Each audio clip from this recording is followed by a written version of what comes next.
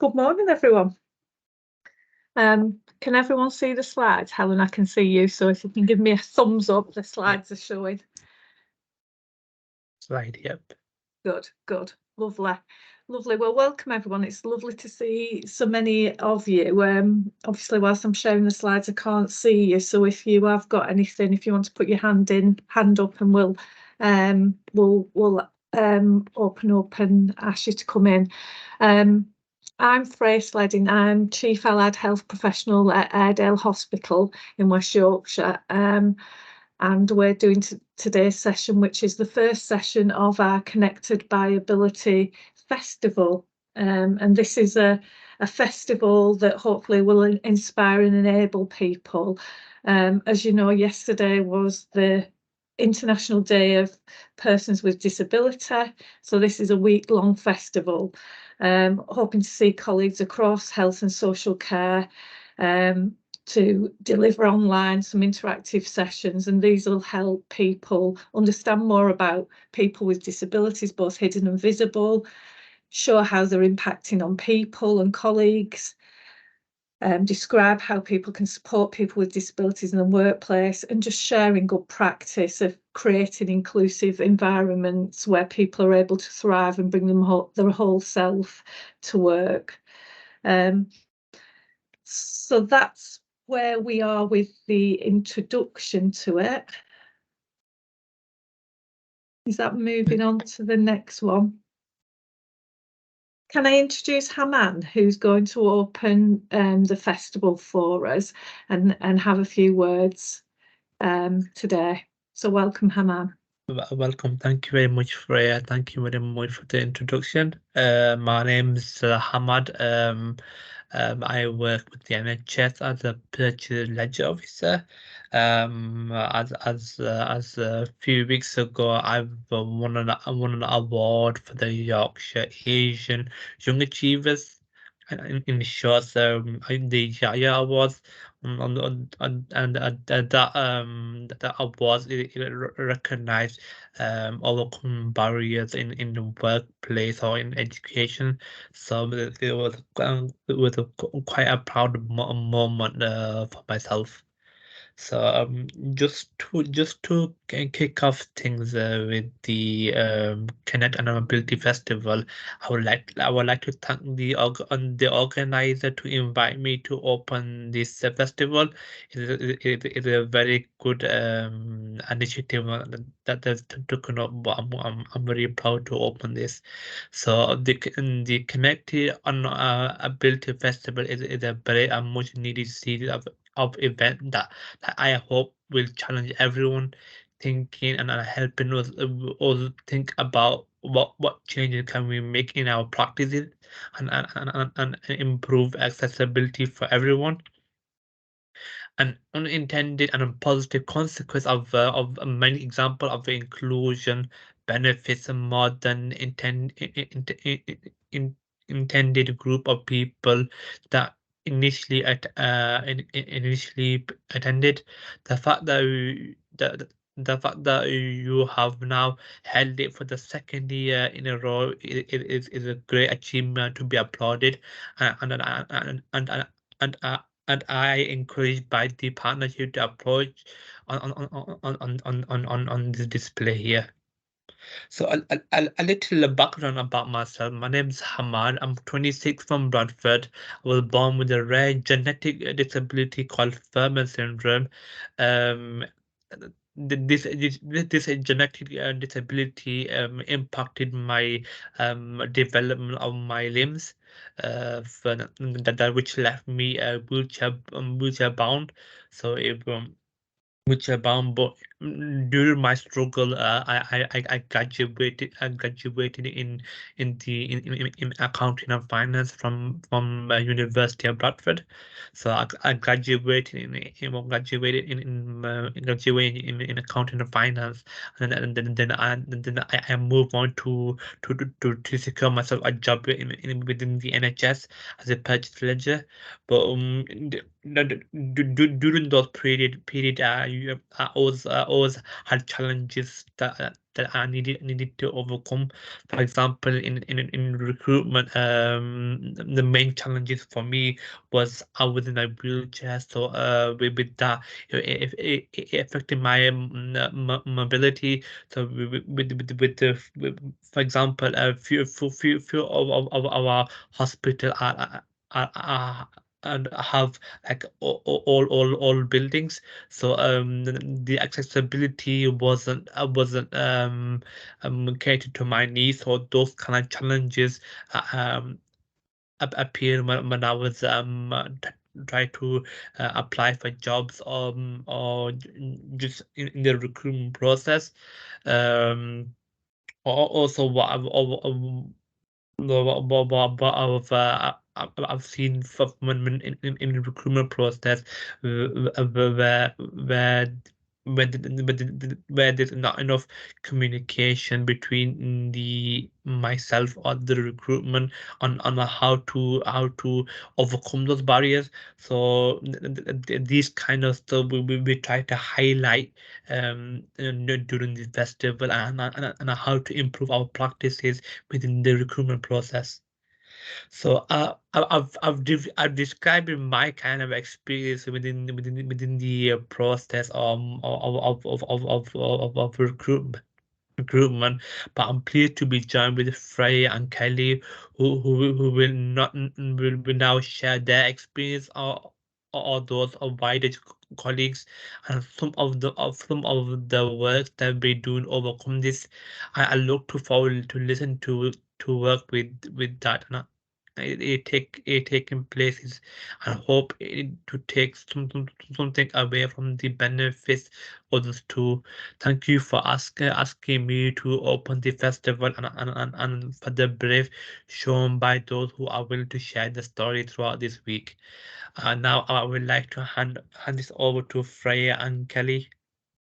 Oh, thanks, Haman. Welcome. That's wonderful. It's lovely to hear you talk about your personal experience and open this. So thank you for joining us this Thank morning. you very much. It's my honor. Great. So myself and Kelly are going to take you through a presentation now. We won't introduce everyone on the call, and I can see that it's really well attended. So if you want to just say hello, please put your name and a little hello in the chat, and we can see who's joining this webinar. So as I said, I'm Freya. I'm Chief Allied Health Professional here at Airedale, but on my other hat, I chair the Enable Group, which is the network group for people with disabilities in our organisation. And I'm joined by Kelly. Kelly, do you want to introduce yourself? Yeah, morning everyone. I'm Kelly Baxter. I'm the HR Services Manager here at Airedale. So I manage the recruitment and non-medical temporary staffing team. I've been doing quite a bit of work with Freya and the Enable group to improve our recruitment processes. Well, thanks, Kelly. Yeah, myself and Kelly are going to talk you through a project that we identified, a need to improve inclusive recruitment within our organisation. And this was driven by the Enable Group, which is the staff network for people with disabilities and their allies. And we had feedback in that group that we needed to do some improvement work. And the project group, myself and Kelly are here to talk about it, but it involved people from Enable members, it involved people from the recruitment team, people from our organisational development team, employer health and wellbeing, and some HR representation. So that's where it is. So really, what was the issue? We're going to say that. So as we know, in most organisations, people with disabilities are quite a low percentage of the overall workforce that we have. And from an Airedale perspective, that's about just almost 4% of our workforce has declared a disability. And we know that there is more work to do on the declaration rates, but it's quite a small percentage of our workforce. But the measures that really flag out that there's issues around recruitment and things that are monitored around recruitment are two of the metrics in the WEDES, which is the Workforce Disability Equality Standard.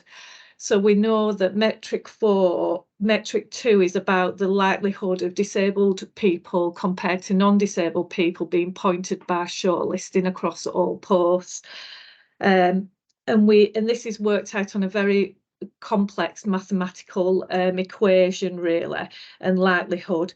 But what we did know in 2021 and 22, our likelihood score meant that more people were likely to be disabled.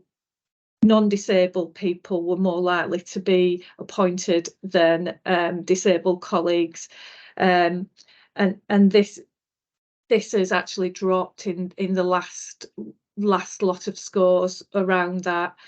And then metric 4 looks about equal opportunities, and we know that 52% of disabled staff compared with 60% of non-disabled staff believe our trust provides equal opportunities for career progression.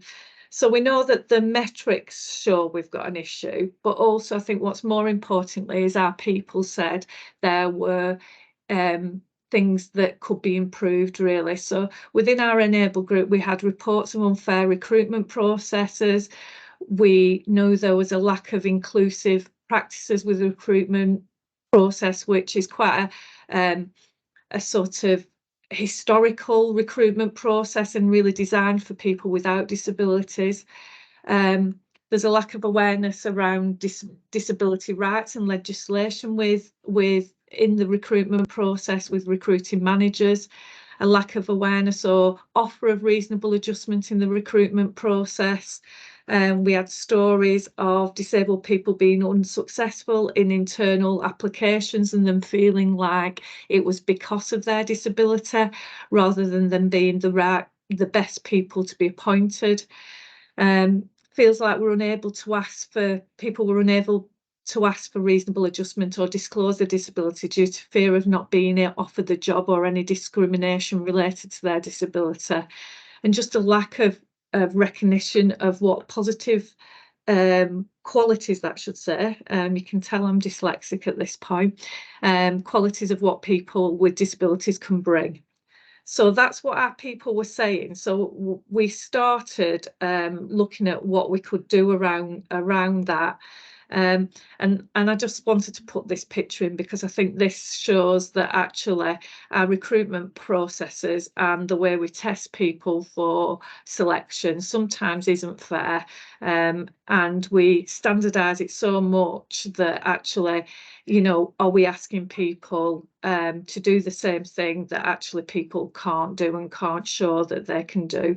So I really love this picture. I think it really comes to life the things that people were saying was wrong with some of the recruitment processes that we had.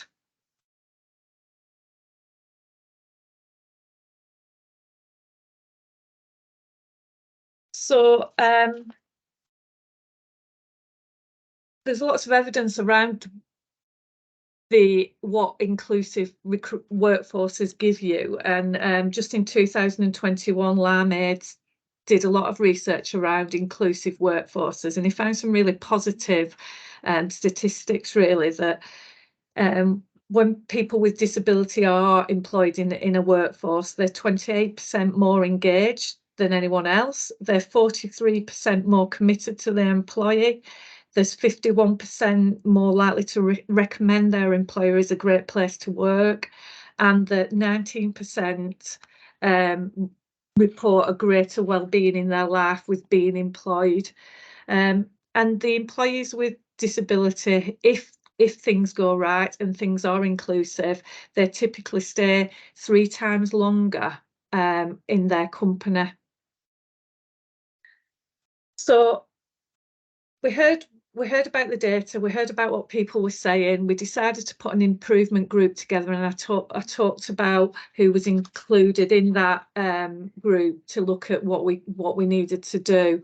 And what we just started off doing was talking through the current process, but we talked it through the perspective of different people. And actually, we talked it through what it was like for the applicant, what it was like for the recruiting manager, and what it was like for the recruitment team. And at first it was quite hard to even acknowledge there was a difficulty with this, or that any work needed doing. And there was a perception across the organisation that actually we do everything all inclusive, and the system won't let you not be, actually.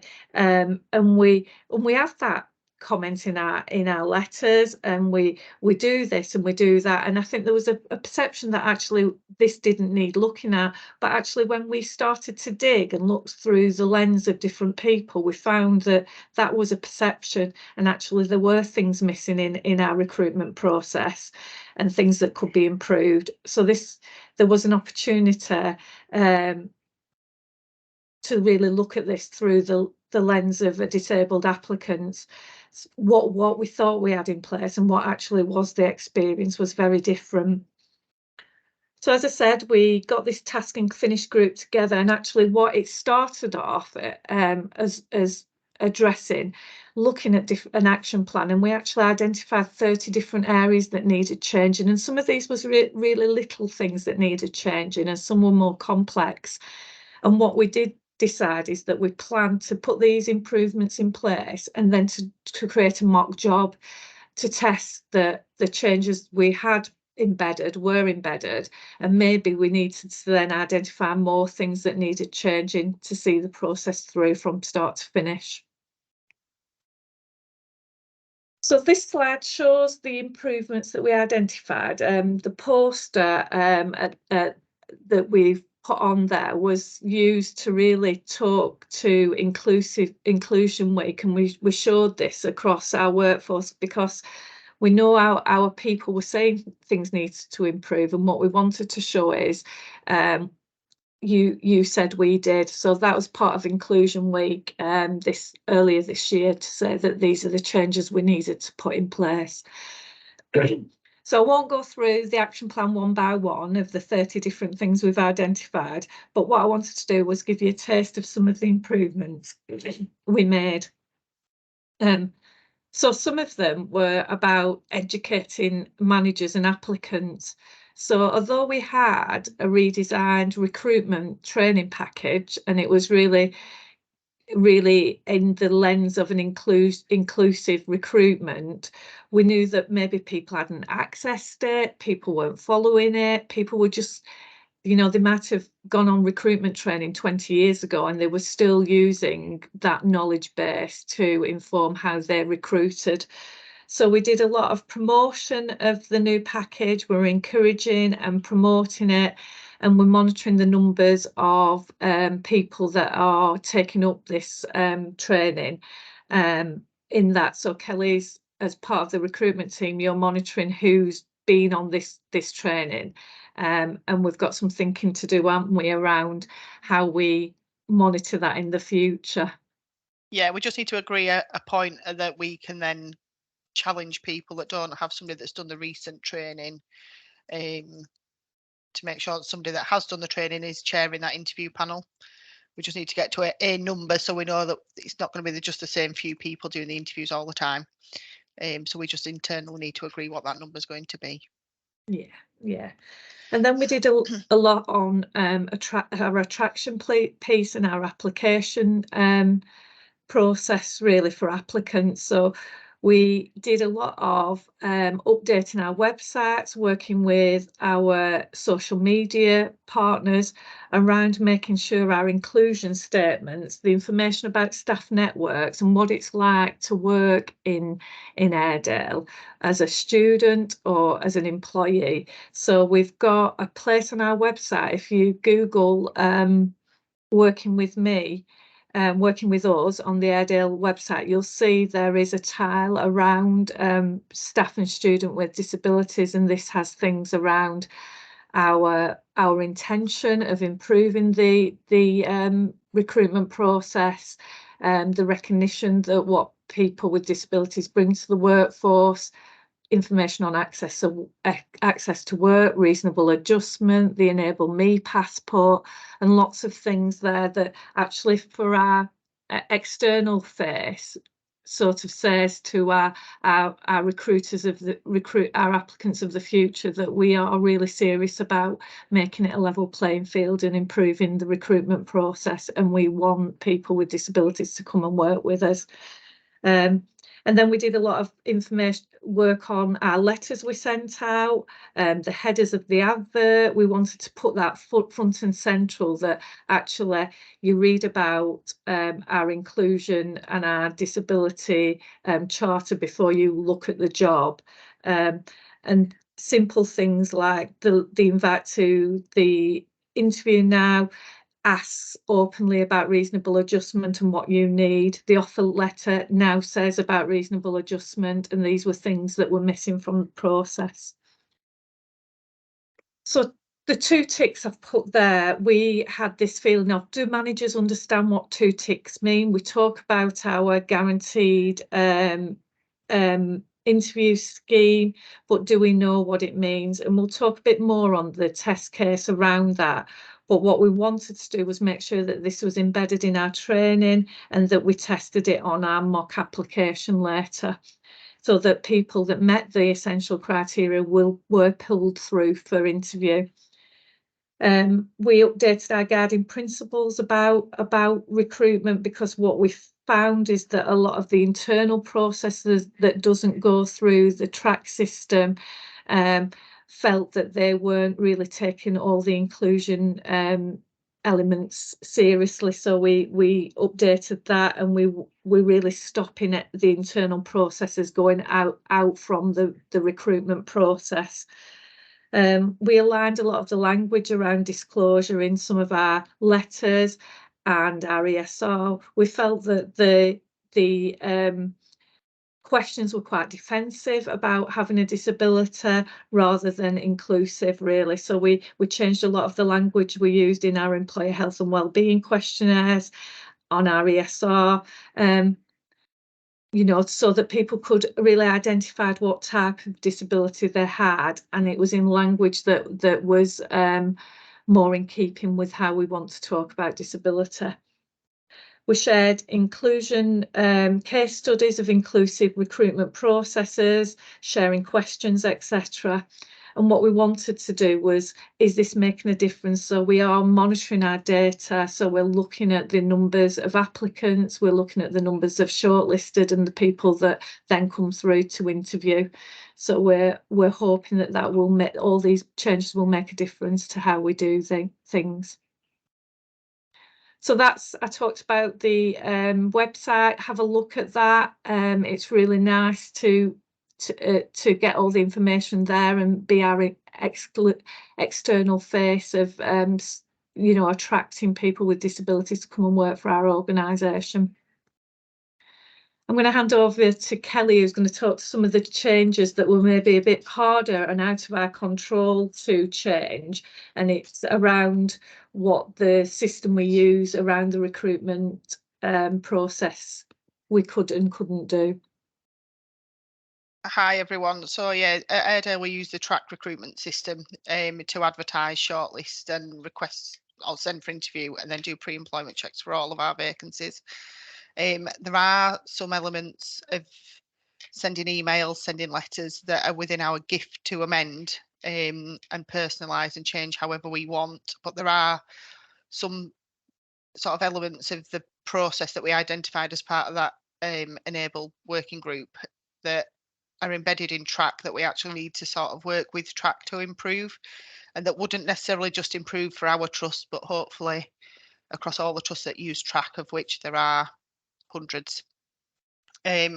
So some of the things we wanted to look at improving. So I've emailed through to track, and they've put them in some of their development plans and flagged again at their annual user group, is having a bit more information about the 2 ticks, what it means both for applicants and for recruiting managers. That could be a bit of a quick win. Changing some of the wording around the reasonable adjustments that applicants can ask for when they're applying for or accepting an interview. We felt that the example that it gave made it sound like that was your only option, rather than it was I think the way it's worded is around needing wheelchair access. So with a few of the people that were as part of the group said that actually they don't have a physical disability, so it made them feel as though that's the only thing they could ask for, is that reasonable adjustment coming for interview. So I've requested some changes to that and some changes in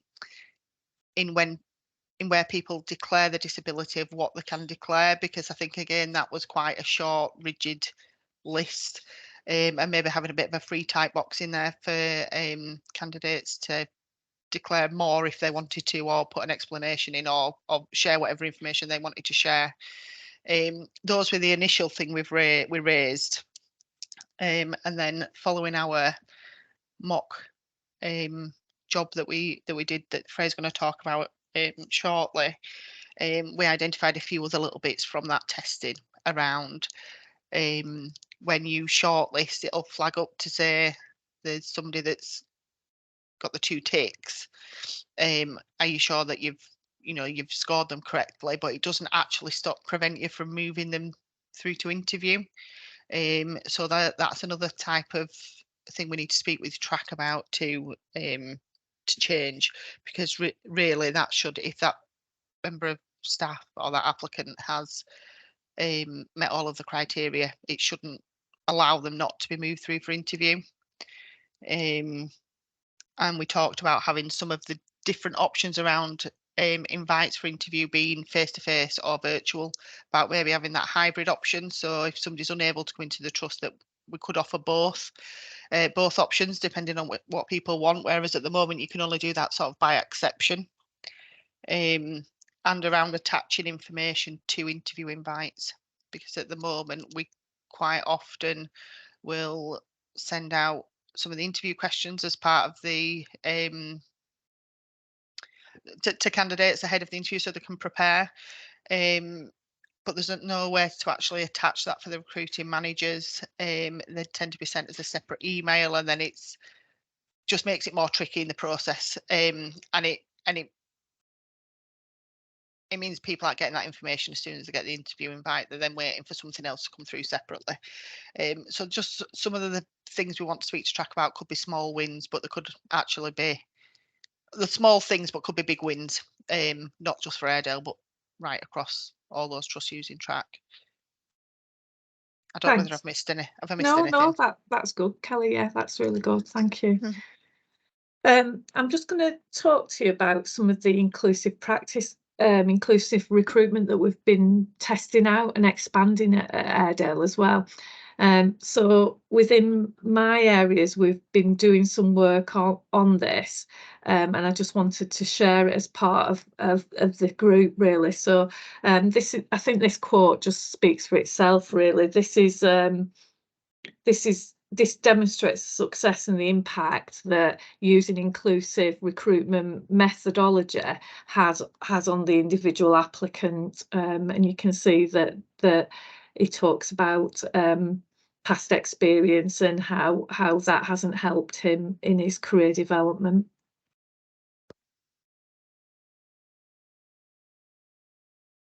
And then this is just a bit of guidance around reasonable adjustment that we have been promoting, really. And as you probably all know on the call, that reasonable adjustment can be very individual. So it's really good practice to discuss that with the applicant and see if they can be accommodated. But this is just trying to work on that.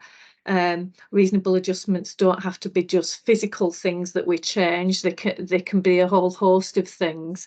And actually, you can start off by just doing them for the individual that requests reasonable adjustment, but actually we want to get to a place where we're putting this in place for all, and that we're leveling up the playing field for everyone, really. So they're just some suggestions that we've used, but they're not the be all and end all of the list. It could be anything really within that's reasonable. And just feedback, really, what we found is when you use inclusive recruitment methodology, that the feedback from both the candidate and the interview panel is always really very, very positive and very impactful. So I've just put a few comments really about the candidates' feedback of what using these methodologies meant and how positive it was around the process really.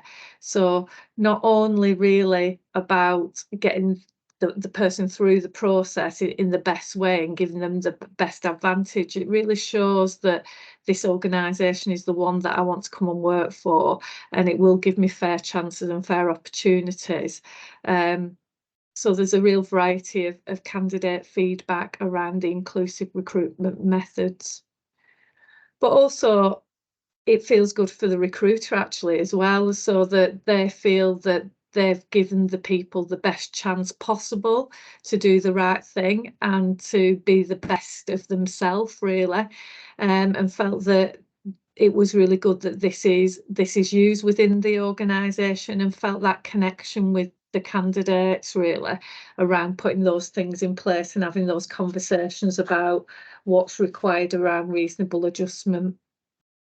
So there's just some really brief information about our inclusive recruitment methodology. But as Kelly said, once we've put some of these improvement things in place, we wanted to test them out, and we felt that the only way to test them out fairly was to actually go through the process. And as we had asked for the suggestions in the eyes of the recruiting officer, the applicant and the recruitment team, we wanted to test it out in that way. So we put a mock job up, and the project group wanted to know if the improvements had been embedded and if we'd missed anything really. So we put a mock job out and invited people to apply, and we promoted that through our inclusive networks, our inclusion group, people that attended our Enable network, to say, we really want you to apply for this job. Don't worry about, showing that you've got the qualifications you need or the experience. It's really about taking us through the process. And we asked people to reflect on each element of the process, and keep that reflective log. So we came together and shared that. And it resulted in Kelly's just talked about some additional actions. So we felt that the issue around the 2 ticks and bringing up to under the guaranteed interview scheme, it wasn't foolproof. It really relied on the recruiting manager understanding that and knowing what to do.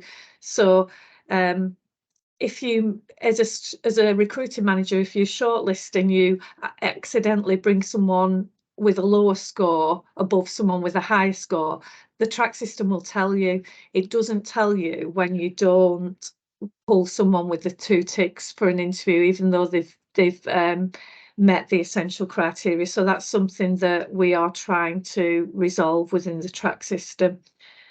And as Kelly says, there's nowhere to attach the question, so it becomes clunky then. Does the recruitment team send them? Does the recruiting manager send them? There's delays in the situation doing that. It would be easier if we could do that within the system itself and not do any duplication. And although we'd put the interview letter around reasonable adjustments in the letter, what we felt was it was too low down the letter. We wanted to put it really at the start of the letter, and we wanted to make it more visible. So we're now we're underlining that in bold to make it more visible and make it stand out in that letter, so that we know it's really important for people to see that offer of reasonable adjustment. And as Kelly said, the system either says do face-to-face or do virtual. And we know with people with disabilities, what we want is their preferred option. Really, will they perform better in person? Will they perform better in a virtual situation? We do know that hybrid interviews happen, but they just worked out because they are, rather than actually that should be standard practice really of doing that. And just the need to refresh the training around the legal implications. The fact that we don't pull people with 2 ticks out we could miss them from interview. It is a bit of a legal situation, that, and we could be challenged around that. So, you know, the legal implications of using outdated recruitment process really needs to be underlined. And what we are planning on doing is actually repeating the mock job in the new year and doing another one, and hopefully getting more applicants and testing it out. We ended with the invite to interview, and actually what we recognised is there would be good practice in actually having a mock interview and good practice around the interview. And Kelly's team have just moved into a new building, so recruitment team. So we want to really take it up to actually the offer of the job and bringing your documents in, because actually unhelpful for the planning of this. Kelly's team are now on the top floor of a modular building with not a very well operated lift. So we just want to highlight the issues of actually, you know, coming in with your documents, your certificates, and your DBS ID checks not being great, that you can't actually get to the recruitment team very well.